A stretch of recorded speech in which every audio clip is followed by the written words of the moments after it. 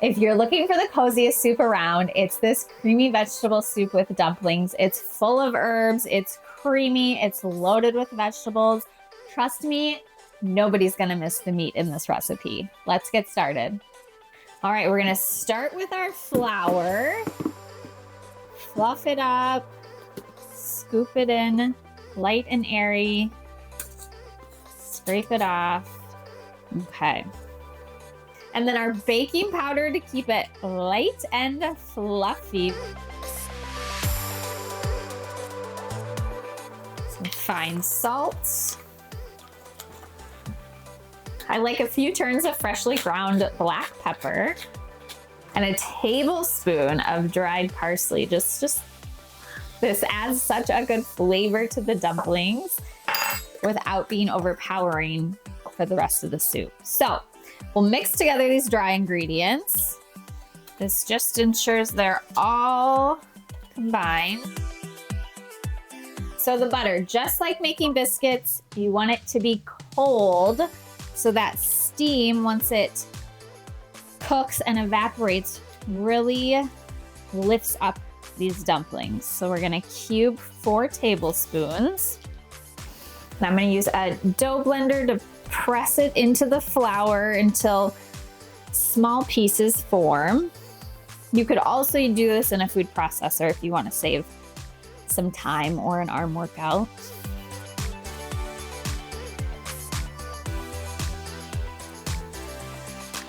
All right, they're little bits of butter that are coated with the flour. Stir it until it's combined. I'm just gonna use the dough, the dough blender, the pastry blender. Mix it up. It's just combined. I'm gonna go stick this in the fridge while I make the soup. Let's prep the veggies. So we're gonna start with a yellow onion. I like to cut it in half and then chop a little bit off the top before I peel it. And then we're going for a finer dice for the soup. So I do cut this part in half and then little strips up to the root. And then I just chop it, and that makes for a really easy way to dice the onion.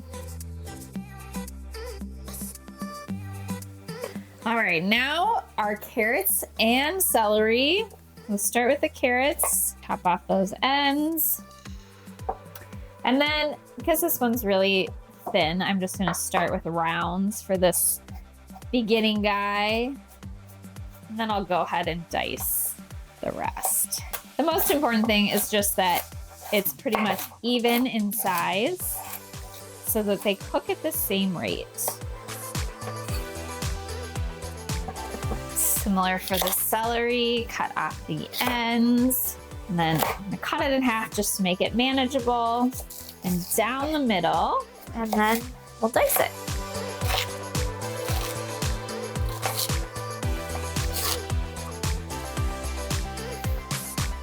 And we're going to add a leek because why not? Flavor. So cut off that top end of it and then the root end.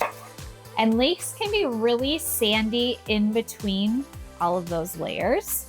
I'm going to slice it in half moons. So I'm going to cut down the center of the leek. And it's all those layers in here that sometimes they can get dirty. Like you can see right there, but that's fine. That's why we're gonna wash it well. So now I'm gonna thinly slice in half moon shapes. And now as you put them in your colander, you can kind of break apart those layers if you'd like. You can do that when you rinse them as well, just to get any sandy bits out. Okay, so I'm gonna go wash these quick.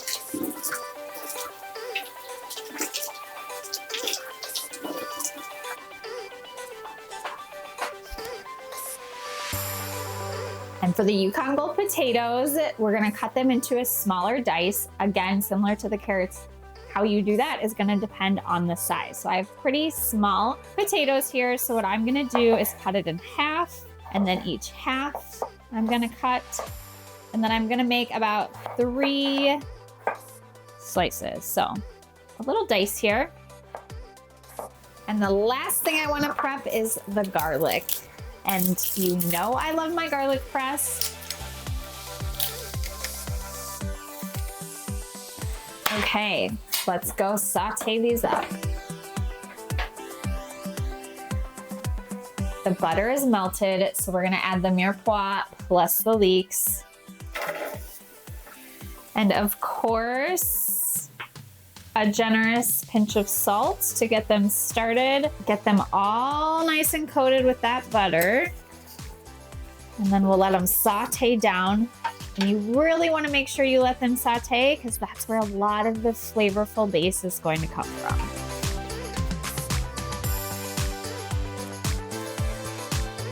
The veggies have softened, they're starting to smell good. So now we're gonna add in the diced potatoes. Let the potatoes saute for like 3 to 4 minutes. We just wanna give them a jump start on cooking before we add the rest of the soup ingredients. Of course, we cannot forget the garlic now. We'll let it saute for about a minute just so it gets nice and fragrant and soft.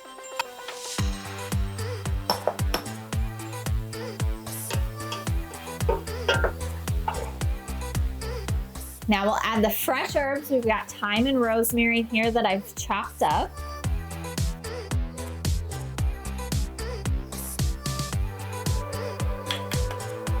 And along with that, I've got 3 tablespoons of flour here to create a roux, which will help really give this creamy vegetable dumpling soup its really luxurious, thick texture of the broth. You do want to be sure that you stir it frequently while we're letting that flour kind of cook down so that it doesn't burn.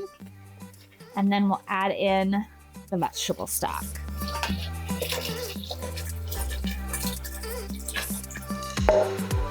Bring it up to a boil. And while we're waiting, I'm going to stir in just a tiny pinch of nutmeg. It just adds a really nice warm flavor to the soup. And a bay leaf. Now that it's simmering, I'm gonna give it just one quick stir before we add the dumplings. So, got our dumpling dough. I'm gonna use a little scoop. You could also just use a spoon to dollop them on. And take it, and I'm just gonna place it across the top of the soup. Now, the key to making dumpling soup is that we're gonna let it simmer covered for 10 minutes, maybe closer to 15, depending on the size of your dumplings. Mine were pretty big, so we're probably gonna go with 15. But it's essential that you don't open the lid at least for the first 10 minutes because the steam that's created from the soup is what's going to cook the dumplings and make them nice and light and tender. So, no peeking. I'm gonna stand here and we wait. Okay, well, I'm nervous to open it. Let's see. Ooh.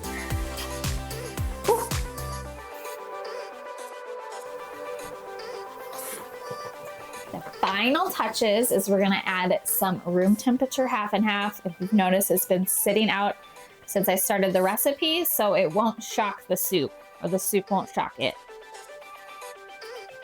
And some frozen peas, they'll thaw right away in there. And some fresh parsley for some brightness.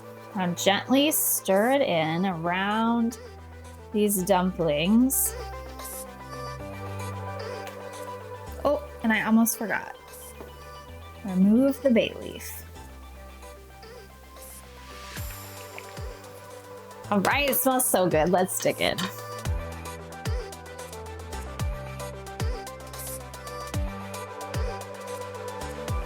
So excited. It's so hot though.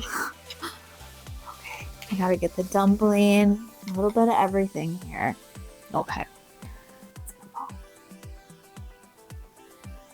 And those dumplings are so perfect. They're so pillowy and tender, paired with that creamy broth and loaded with veggies. It's just This is what I want on a winter night when it's snowstorming outside and I'm snuggled next to basil. Perfection. I will see you back here next week for another meatless meal that everyone will love. And until then, happy eating. So good. Now we're